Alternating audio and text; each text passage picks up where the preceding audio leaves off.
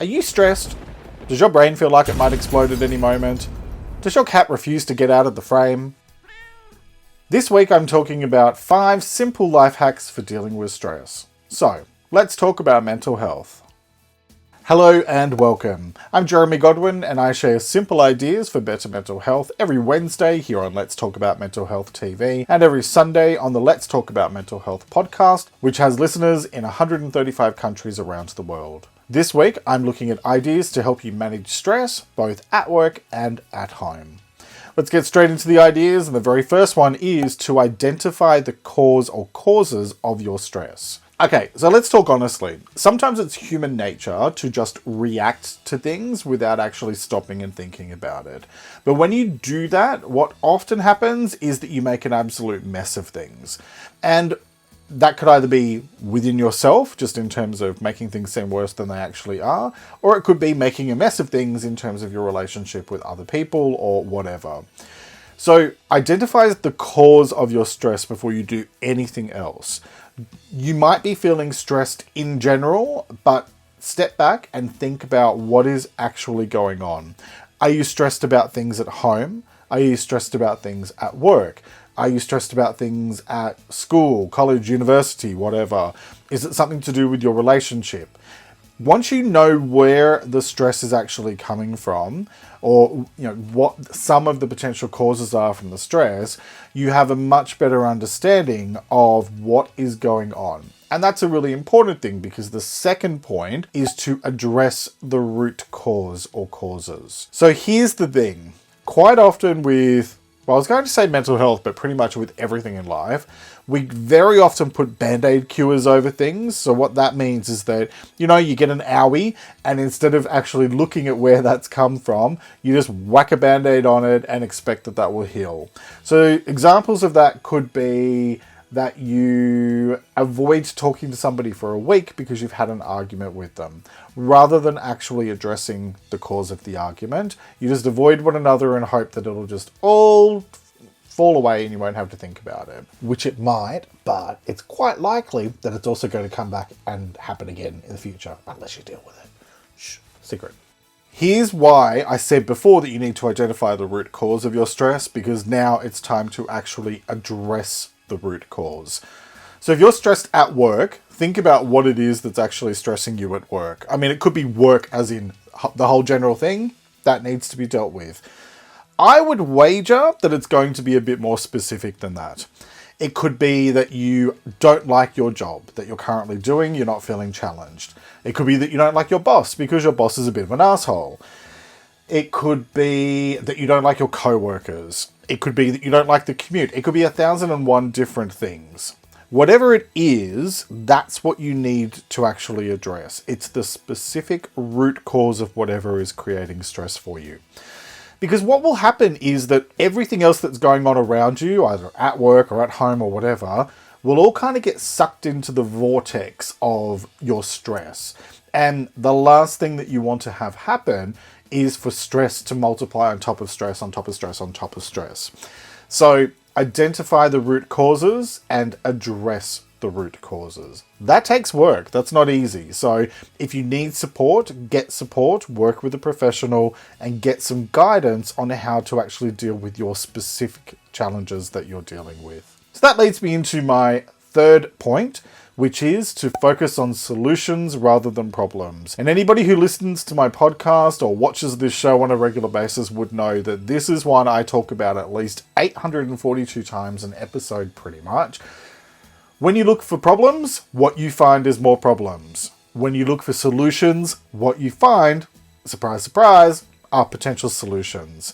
So instead of getting hung up on the problems which are only going to potentially cause you way more stress, take a step back and look at things objectively and consider what potential solutions there are there. Again, if you're not sure, get some professional support. Talk to your manager, talk to your partner, your family, or talk to a professional, a therapist, a counselor, a career guidance counselor. There's multiple different people who can potentially help you and give you different ways of looking at things. So my fourth life hack for dealing with stress might sound like a really obvious one, but you'd be surprised how many times people don't think of this one. Take a break. So If you are feeling stressed, it is a sign from your mind and your body that something needs to give. So pay attention to it. Don't just ignore it and keep going and going and going and going. Because when you do that, you end up getting into burnout territory. In fact, I talked about stress in the podcast back in episode 8, and then I explored burnout, which is what happens when stress is left undealt with for a really long time. I explored that in episode 18 of the podcast. So you may find those helpful, and I'll link to them in the description down below. But the point here is take a break. Now, whether that is a 5 or 10 minute get out and have a quick walk around the block and clear your head, whether that is to step away from whatever is going on for an hour, a day, a week, whatever it is, or whether that is about actually booking in some vacation time and actually having a holiday. And yeah, I know Rona's still going on and there's a whole bunch of travel restrictions and all of that stuff, and that's fine. It's out of our control and it is what it is. You don't have to go overseas. You don't even have to leave home. Some of my best vacations are actually taken at home. I know, like really exciting, right? But curl up with a good book, watch whatever you want that gets you feeling great, sit out in the garden, take lots of walks, go out for coffee with friends, whatever, but just take a break. Your time for rest and relaxation is the most crucial time, and you shouldn't be leaving it until you're absolutely inundated with stress to take a break. So make sure that you actually do that on a regular basis. Block some time into your diary every single day, if not every single week, to actually have some downtime, because that's how you recharge and that's how you get yourself to a place of feeling better and more able to manage things effectively. And then tip number 5 is to ask for help. So I touched on this one before, but now I'm going to talk about it really specifically. Sometimes we think that we have to do it all. We have to have all of the answers and we have to be perfect, and that we can't let anybody see the challenges that we're dealing with or the struggles that we're dealing with. Do you know what that is? That's bullshit. Because if you don't ask for help, you're not going to be able to deal with things in an objective, rational, and thoughtful manner. There are lots of different people who can help you. Like I said before, friends and family are fantastic and they're good as sounding boards and they're good as support, but they are never going to be objective because they have emotional connections to you. So work with someone, I work with people doing coaching and counseling, and there are lots of people that are just coaches or just counselors or therapists or psychologists. There's 50,000 different avenues for support. There's also specialized support for different types of challenges. So certainly for things like dealing with addiction, dealing with domestic violence, all of these different broad challenges that people go through in life. You don't have to do this stuff alone, and please don't deal with it alone, because if you leave issues like this untreated and unaddressed, what can happen is they escalate, they spiral out of control, you end up into burnout territory, and your mind and body are connected. So if you're having any kind of symptoms like gut issues, constant headaches, dizziness, fatigue, all of these types of things can sometimes be signs of ongoing issues with stress leading towards burnout, because when you're running on high alert for a really long time, your body is actually flooding itself with hormones and all of this stuff that is actually priming you for a fight or flight kind of response.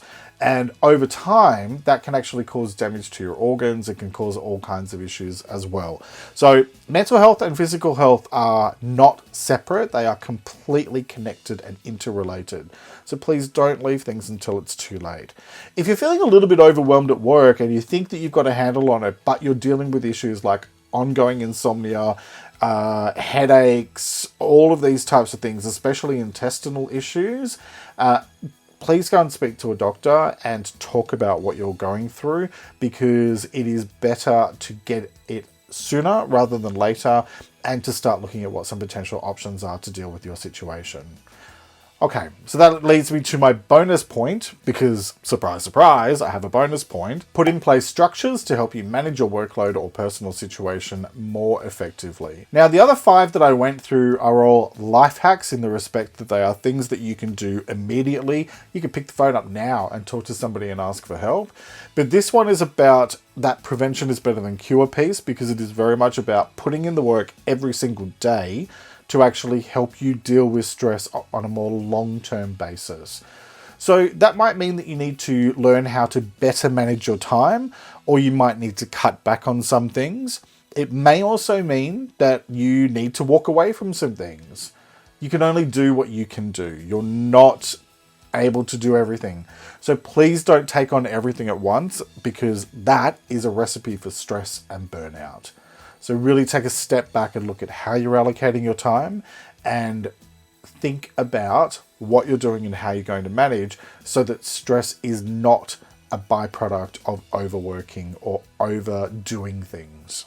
So that's it for this week. Let me know what you thought in the comments below, and if you made it all the way to the end of the video, leave me a calm face emoji, because, well, peace of mind is priceless. Watch this video next for 5 ways to stop overthinking, and subscribe to my channel for more simple ideas about better mental health every Wednesday. And catch the Let's Talk About Mental Health podcast every Sunday on Spotify, Apple Podcasts, and more. Thanks for joining me today. Take care and talk to you next time.